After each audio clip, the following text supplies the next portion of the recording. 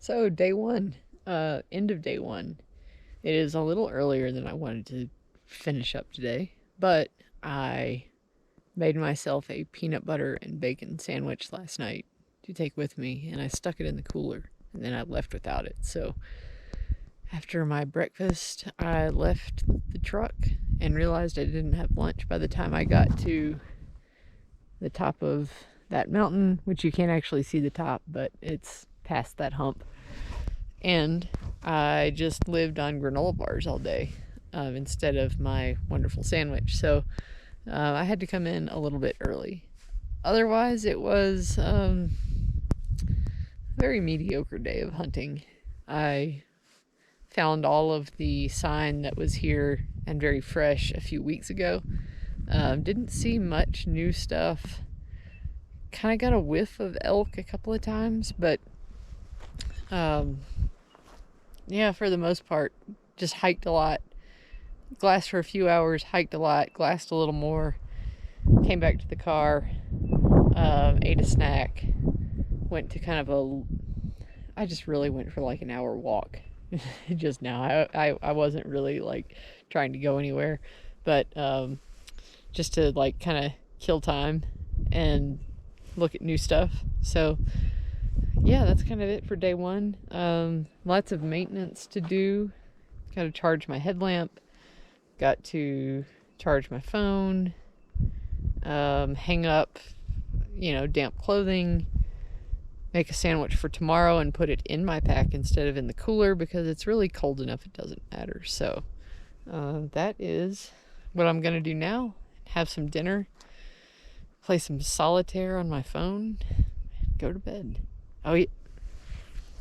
The Exped Synmat, fucking amazing. So good. Anyway, that's it for today. Goodbye. Hey, it is day 2, and I'm talking very quietly because it's been an exciting morning. I wanted to scope out the boundary of some private land kind of on the other side of where I hunted yesterday, and I picked a place where I was going to take the trail and then traverse to a spot that looked on the map like it overlooked the private land. And as soon as I was off the trail, I stopped to change clothes and put my light away and stuff, and I hear bugles and I hear elk cutting up, like fighting, like they're acting ruddy right now. And so I dropped my pack, and I had good wind. It was in my face going towards where I was hearing the elk, and they were moving, like they kept getting further and further away, but they still were making, elk kind of fussing with each other noises. So I don't think they ever knew I was around, but they moved out of the area and down into the next drainage before I was going real slow. I would stop every 20 feet and just listen and wait. I just didn't want to blow my cover, and I don't think I did. So I'm going to get up on a ridge line that overlooks the drainage and see what I can see. If they've already moved way out, I'm going to find a spot around here where I can set up tonight and wait until dark and see if they come back, because there are some beds. I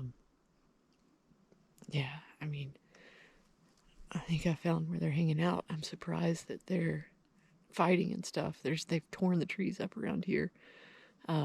There's gouges all over the place from antlers, so I'm excited. We'll see what happens. Good morning. It's day 3. I never found the elk yesterday. That got me all excited. I glassed a couple of drainages that I thought they could have gone into and just never saw them. I found some sign this morning that looks like it could have been from yesterday morning, going off in a different direction. So maybe that's what happened. Maybe I just missed them. Maybe since we're so close to the San Luis Valley, the aliens picked them up. But I just hiked way out on a ridgeline, hoping to get a view of some of the area behind some private property on the other side of this ridgeline. But this is my view. Can't see shit. Yesterday after I did the glassing, I kind of set up in that same drainage where I heard the elk fighting earlier, and I did see a dump truck of a mule deer, and I'd seen him the day before. I'd bumped him out of his bed higher up on the same ridge, and you know, like when your brain does that thing, like you see something and your brain kind of fills in the blanks, and my brain filled in that he had like massive antlers like way out here, and I'm like, no, yeah, this dude, I heard a shot. It was around 6 p.m. I heard a gunshot, and I'm like, you know, I should sit here a little while longer in case that moves some animals around or something. I don't know. It sounded like just on the other side of the ridge. It was reasonably close, but not that close, not uncomfortably close. And so I waited around, and I hear this crashing coming down the hill behind me, and I'm like, oh yeah, this is it. Like, this animal's huge, whatever this is, it's coming. And I kind of get ready, and I very, very slowly look behind me because it stopped really close, and I could hear it like fucking up a tree. And I turned around, and this mule deer is just going to town on a sapling. Like, he is angry at this sapling, like it, I don't know, killed his mom or something. It's like Bambi's revenge. But he for like 15 seconds he sat there just thrashing on this thing, and he picks his head up and he keeps going down the hill, like, and while he's taking these big hops, he's throwing shit off the ground, like grabbing it with his antlers and tossing it in the air. And I got a video on my phone of it, and it's terrible. The video's bad because I'm watching the deer. I'm just kind of pointing the phone in his direction, and he literally takes like 4 hops down the hill from where I'm sitting, stops, and looks at me. And I ranged after and he gave me like this perfect broadside over the shoulder, like literally once in a lifetime deer and opportunity to kill a deer. But I don't have a deer tag, so I did not do that, even though it would have been very easy from where I was sitting.